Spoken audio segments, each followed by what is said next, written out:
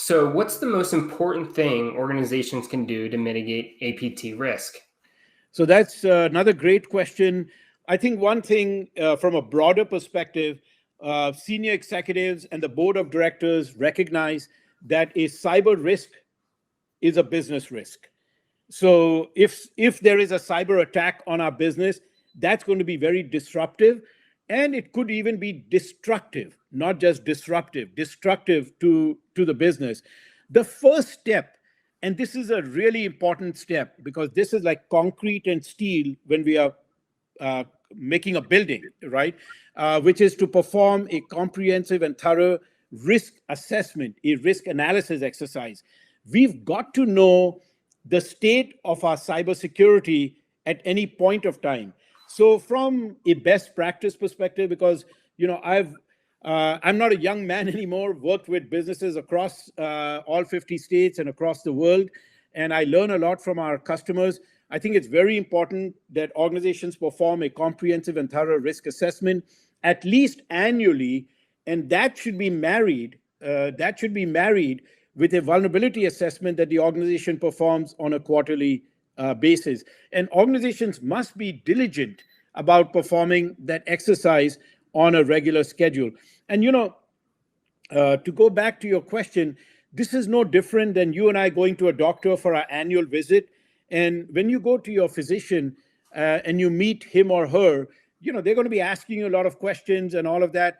But there's another thing that happens. They give you a lab test so you can do a blood test and others, so they get some more insight on the human body. The technical vulnerability assessments provide the same insight into the state of security of the organization. And our organizations are increasingly very complex. And so we got to know the state of our firewall systems, the DMZ, the demilitarized zone. What can that be compromised? What about the servers? We may have servers inside the organization. We may have servers in the cloud. Are those appropriately hardened? What about the endpoints? Can the endpoints be compromised? If there's a user who picks up a USB drive that they found in the parking lot and connects it to the port on your laptop, and there's malware on that USB drive, could that now be the backdoor that the hacker has used to compromise your environment?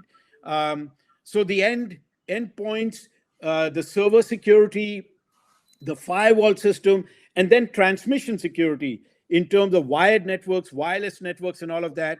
We got to make sure that we are performing a comprehensive risk assessment on a regular schedule so we understand what are the risks to the business that could compromise our assets, and then we take the appropriate steps to it.